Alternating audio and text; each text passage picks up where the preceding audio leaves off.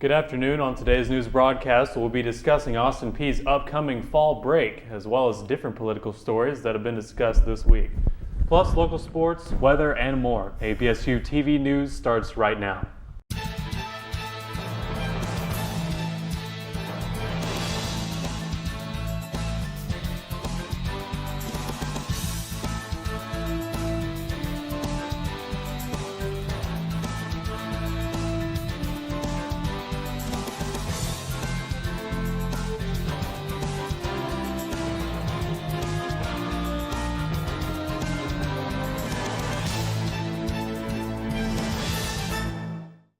Good afternoon and happy fall weather. I'm Brandon Crosslin. And I'm Rachel Lejeune. With the start of fall break, us here at APSU-TV News would like to let you know that there's still time to sign up for the fall break trips being hosted by the Foy Fitness Center. There are 2 trips available, one to French Board, North Carolina to go canoeing, and another at Great Smoky Mountain National Park backpacking for 3 days and 2 nights. Both trips are under $200, including any equipment that you may need to rent of the fitness center, as well as transportation, food, and other fees. More information on who can contact the faculty member over the trips, Clayton Sheehan at sheehanc@apsu.edu.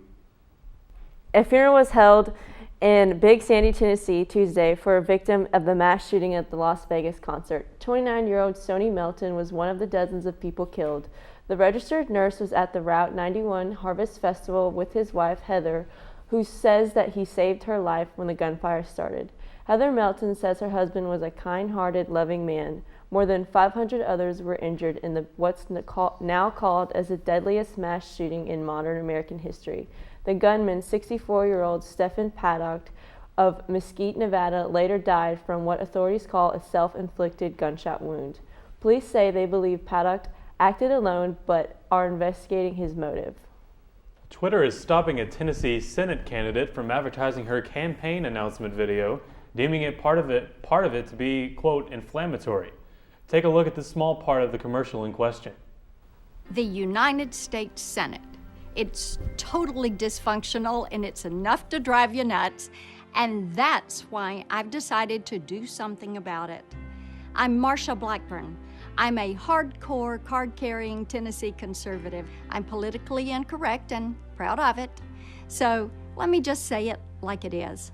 The fact that our Republican majority in the U.S. Senate can't overturn Obamacare or will not overturn Obamacare, it's a disgrace. Too many Senate Republicans act like Democrats or worse, and that's what we have to change. Here in Tennessee, I fought my own party to stop a massive, job-killing state income tax, and we stopped it. We won. I know the left calls me a wingnut or a knuckle-dragging conservative, and you know what? I say, that's all right, bring it on. I'm 100% pro-life. I fought Planned Parenthood, and we stopped the sale of baby body parts. Thank God. Congresswoman Marsha Blackburn is running to fill the seat of retiring Senator Bob Corker. In the line in question, Blackburn says, quote, I fought Planned Parenthood and we stopped the sale of baby body parts, thank God. The unproven allegations against Planned Parenthood never led to criminal charges, and the group denies any wrongdoing. According to Politico, Twitter deemed the comment a violation of its ad policies. It is still posted, but Blackburn's campaign is not allowed to pay to advertise it. Twitter did not immediately respond to a request for comment. Blackburn alleges in a Monday fundraising email that she is being censored by Twitter. The death toll in California has risen once again. Officials say that 31 lives have been claimed in the various fires. That toll could rise as authorities search for those who are reported missing. Meanwhile, firefighters are working themselves to the bone trying to stop the blazes. CNN's Natasha Shin is in Sonoma and has the latest. One of the deadliest wildfire outbreaks in California history is still scorching the state. The loss people have had and injuries and burns. And my family in Coffey Park lost their home. And another friend that lives in a mobile area lost a neighbor who didn't make it through the fires. The death toll has risen steadily since Sunday when the blazes began. Thousands of homes have been destroyed, tens of thousands forced to evacuate, and nearly 200,000 acres across the state have been consumed by flames. This is absolutely the worst fire I've ever seen in California. I think it's because of the amount of people that are affected. You have whole swaths of neighborhoods. It looks like a bomb has gone off. It looks like we've been bombed. Hundreds of people cannot be located by their friends and family, and authorities must wait for houses to cool before they can go inside to search for the missing. Despite the presence of almost 8,000 firefighters, the biggest wildfires are far from contained. The Atlas, Tubbs, and Mendocino Lake Complex fires still only have minimal containment. Firefighters have been working for days with little rest, but despite the hardship, they're determined to continue the fight. You got to keep up with the fire so that way you can try to save homes, property, lives. For more on the weather, let's head over to Cameron Pena. Let's take a look at today's current national temps. In Seattle is 48, in Los Angeles is 72, and in Denver we have a high of 86. In Dallas, Texas with a high of 86, in Chicago 78, and up in New York is 65, and Atlanta at 79. Today's highs in Clarksville is 73 degrees, a little chilly, and 77 degrees in Nashville, with Memphis at 82.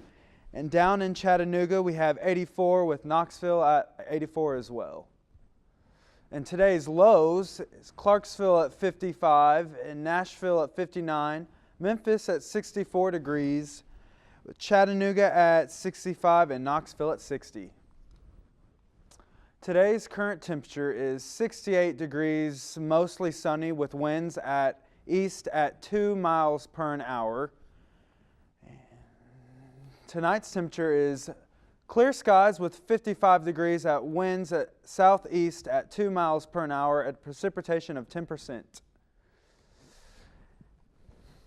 And today's 5-day forecast. Friday, mostly sunny with a high of 73 and a low of 55. Saturday is sunny with a high of 85, pretty warm with a low of 68. And on Sundays, we have those showers again with a high of 72 and a low of 44, following into fall break with Monday at sunny with a high of 64 and a low of 41. And Tuesday, sunny with a high of 68 and a low of 43. Still ahead, Brandon Crosslin will have your political corner, and Brice Bemment tells us what's happening in the world of sports. APSU-TV News will be right back. Welcome back to today's Political Corner. Millions of Social Security recipients will be getting a 2% increase in benefits starting in 2018. It is the largest increase since 2012, but only comes to $25 more a month for beneficiaries. This increase will affect the benefits of more than 70 million U.S. residents, which equals out to 1 in 5 Americans on Social Security. This includes both federal retirees as well as disabled veterans. In other news, an American woman, her Canadian husband, and their 3 children are free after being held by the Taliban for 5 years. Caitlin Coleman and Josh Boyle were kidnapped in 2012 while traveling as tourists in Afghanistan. They have 3 children, all born in captivity. U.S. officials believe they were kidnapped by a branch of the Taliban responsible for some of the group's more sophisticated and violent attacks. Details about how they were freed were not immediately clear. Josh's parents in Ontario spoke to their son and said their release is nothing short of a miracle. A senior U.S. Kate, in your last video said if all 5 of them make it out, it's going to be a miracle, and we're living a miracle. A senior U.S. official told CNN Boyle refused to board a U.S.-bound plane over concerns about facing U.S. law enforcement. The U.S. official said there are some questions surrounding Boyle's past, though there is no indication he faces arrest. In response, the Department of Justice spokeswoman said, quote, Coleman and Boyle are not charged with any federal crime, and we do not seek their arrest. Our last story in today's Political Corner deals with the popular game Pokemon Go. Russian efforts to meddle in American politics did not end at Facebook and Twitter. A CNN investigation of a Russian-linked account shows its tentacles even extend to Pokemon Go. CNN has learned that one Russian-linked campaign called Don't Shoot Us posed as part of the Black Lives Matter movement. Use Pokemon Go. That's the augmented reality game in which users go out into the real world and use their phones to find and train Pokemon characters. In July 2016, a Tumblr account announced a contest encouraging readers to play Pokemon Go near locations where alleged incidents of police brutality had taken place. Users were instructed to name their Pokemon the corresponding victims' names. The announcement said winners of the contest would receive Amazon gift cards. This was seemingly in an effort to exploit racial tensions and sow discord among Americans. The makers of Pokemon Go said in a statement provided to CNN, quote, "It's clear from the images shared with us by CNN that our game assets were appropriated and misused in promotions by third parties without our permission." That's all for today's Political Corner. Rachel? Thanks, Brandon. Football great Mike Ditka is making headlines for a new eyebrow-raising comment in the race of America. He's discussed the controversy over NFL players kneeling during the anthem to protest police killings of African Americans. On Monday, the former Chicago Bears head coach told Westwood One, quote, "There has been no oppression in the last 100 years that I know of." Ditka says that he thinks the players should wait until after the game to protest. He also expressed support for Dallas Cowboys owner Jerry Jones, who said this week that any player who disrespects the anthem or the American flag will not be allowed to play. And now let's head over to Brice Bemment for your look at your Gov Sports update. Last weekend was not the best weekend for Gov Sports. Let's start with football. The football team lost at home to Jacksonville State University 34-14. The Gamecocks came out hot, scoring quickly in the first 3 minutes of the game. Sophomore running back Kentel Williams led the Govs with 11 attempted rushes and a gain of 56 yards. Freshman quarterback Jeremiah Oatsville and sophomore quarterback Javon Craig had both of the touchdowns for the Govs. APSU football will play Tennessee State University in Nashville, Tennessee on Saturday, October 14 at 6 p.m. Tennessee State is currently 4-2 with its 2 losses against Ohio Valley teams, UT Martin and Eastern Illinois. The game is available on the OVC network and also available to listen to on Gov Sportsnet. Now to volleyball. After an 11-game winning streak, the Govs had a 3-1 heartbreaking loss against Eastern Kentucky University on Saturday, October 7th. APSU lost the first set 25-21 and then lost the second set 25-14. The Govs did not give up though and won the third set but lost the fourth set 25-20. Redshirt junior Christina White led the Govs with 14 kills in the match. Junior Kristen Stucker had 45 assists for the Govs. APSU volleyball then headed to Western Kentucky on Tuesday, October 19th to play Western Kentucky, where the Govs fell short, losing 3-0. Again, Christina White led the Govs with 13 total kills for the match. Stucker also had 28 assists total. The Govs will play an Ohio Valley Conference match against Tennessee Tech today, Friday, October 13th at 7 p.m. in Cookeville, Tennessee. On to soccer.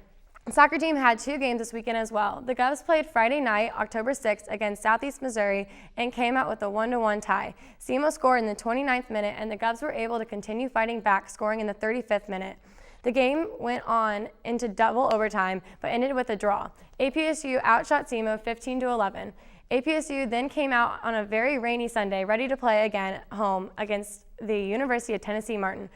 Through the pouring rain, the Govs had a battle against UT Martin. UT Martin scored in the first half around the 32nd minute. The Govs came out in the second half when junior Mackenzie Dixon was able to finish far post in the 55th minute to tie the game up for the Govs. Right after, the Skyhawks scored again in the 61st minute off a cross. APSU soccer continued their fight, and freshman Gibson Roth scored off a free kick in the 73rd minute. The game also ended double overtime. Sophomore Mary Parker Powell had 13 total saves in the game. The Govs then played rival Murray State University last night, Thursday, October 12th at Murray. The Govs lost 1-0 after a goal was given up late in the second half. The Govs will play Morehead State University on Sunday, October 22nd at 1 p.m. at home. Speaking of soccer, the United States men's soccer team will not qualify for the 2018 World Cup. The U.S. men's soccer team has qualified every 4 years since 1986. The U.S. men's team lost to low-ranked Trinidad and Tobago. U.S. only needed to tie to move on, but instead lost 2-1. The first goal for Trinidad and Tobago was an own goal in the 17th minute for U.S. defender Omar Gonzalez, who attempted to flick out a cross and accidentally sent the ball into his own goal. Trinidad scored again from a beautiful far-out shot around the 30th minute. Christian Pulisic scored the only goal for the U.S. team early in the second half, making it 2-1, but it was not enough, leaving the U.S. team disqualified for the 2018 World Cup. In better news, the Nashville Predators beat the Philadelphia Flyers 6-5 on Tuesday, October 10th at Bridgestone Arena. The Preds scored twice in the final 1 minute and 17 seconds after blowing a 3-goal lead. Philip Forsberg scored a power play goal with 35.6 seconds remaining to put the Preds up 6-5, beating the Flyers. That's all we have for sports. APSU-TV will be right back. Welcome back. The Trump administration is delaying its decision on whether it should reveal secret details of a $17 billion deal between Iran and Boeing. The administration asked a Chicago federal court on Thursday for a 2-month extension to make that decision.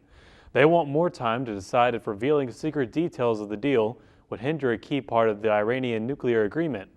President Trump is expected to announce plans to reject that agreement on Friday. Boeing argues that releasing the secret details of their deal with the Trump administration could potentially undermine the nuclear agreement. The federal court has already ordered the U.S. government to announce its position on the sale and to explain why the $17 billion deal is relevant to national security.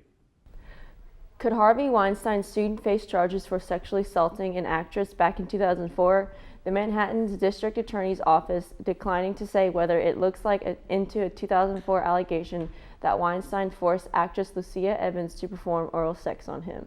This as the DA defends his decision to not charge Weinstein 2 years ago, despite an audio tape where he admitted groping other actresses, CNN's Jason Carroll reports. Why yesterday you touched my Brice? Oh, please, I'm sorry. Just come on. I'm used to that. Come on. Are you used to that? The 2015 recording of Harvey Weinstein trying to lure a young actress into his hotel room shed a lurid light on what some Hollywood insiders call an open secret about Weinstein and his behavior toward women.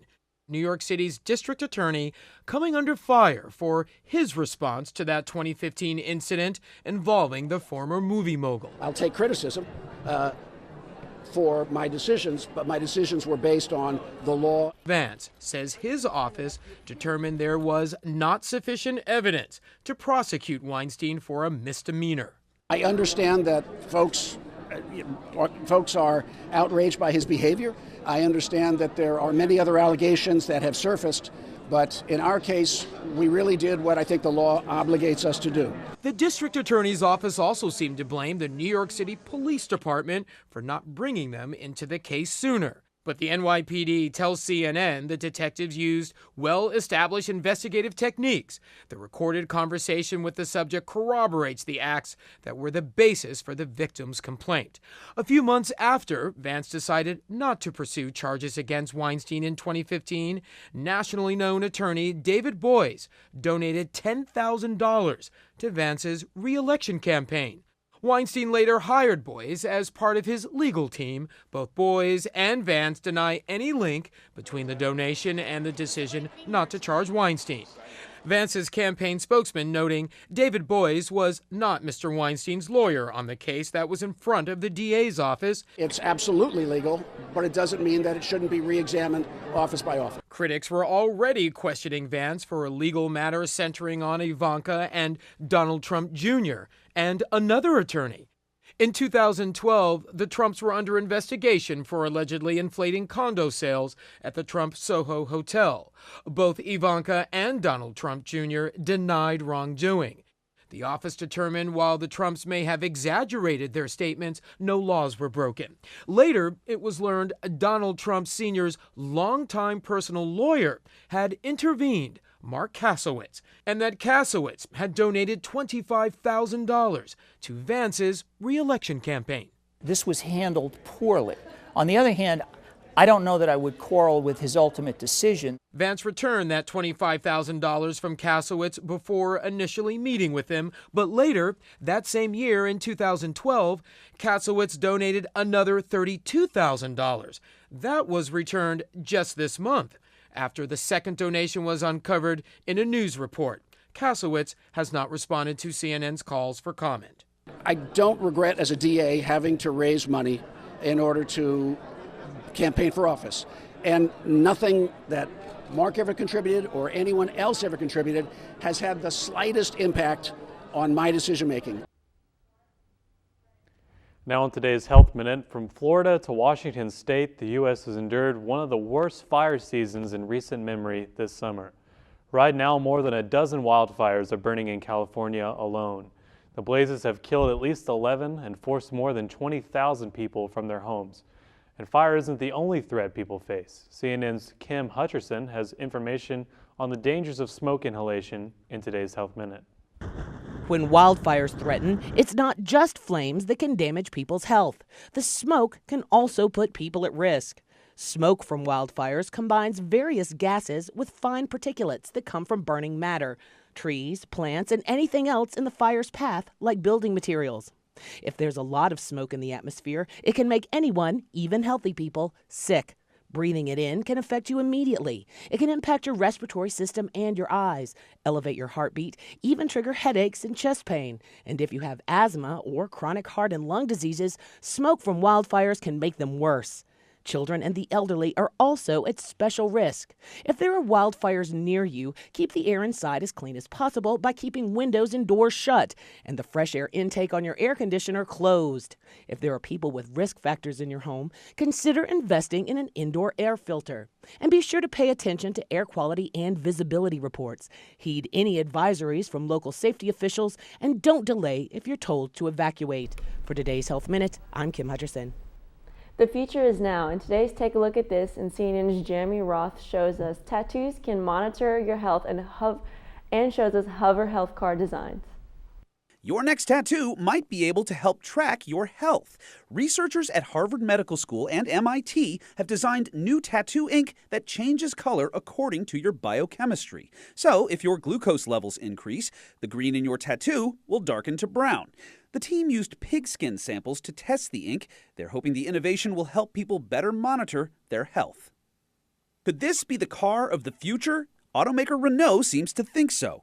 The concept, nicknamed Float, won a recent design contest put on by the car company. The hovering vehicle is non-directional in movement and would attach to pods in different configurations, allowing others to ride along. The car designs had to emphasize electric power, autonomous driving, and connected tech. Float designer Yukin Kai won the contest and spent 2 weeks at Renault in Paris. An Alabama dog has traveled cross-country to comfort victims of the Las Vegas massacre. Many were left with emotional scars from the tragedy, and that's where Willow comes in. Willow is a service dog who usually works with victims of abuse in Alabama. She and her handler were invited along with other dog teams from around the country to bring affection and attention to those in need. For Take a Look at This, I'm Jeremy Roth. Well, be careful out there. Today is Friday the 13th, so look out for those people in the white mask with the circles. And Snapchat has actually taken it upon themselves to make a couple filters for Friday the 13th. Nice. A few scary ones. I hope there's some face capturing ones where you can wear the mask. I think it's the Freddy the Krueger. Is that Freddy Krueger? Oh, yeah. Freddy Krueger. Freddy the Krueger. Yeah. Or the scary guy is on the filter. So what are you guys doing for fall break? I'm going to Gatlinburg. Gatlinburg? Mm-hmm. I'm just kind of relaxing, just staying here. Same. I'm going home and I'm going to do absolutely nothing. Yeah, me too. I'm very excited. Just enjoy time with the family. That's all the time we have for today. Be sure to join us in the interaction by liking us on Facebook at facebook.com/APSU-TV and also Instagram APSU-TV. Thanks for watching another edition of your Govs News Weekend Update. And as always, let's go Peay.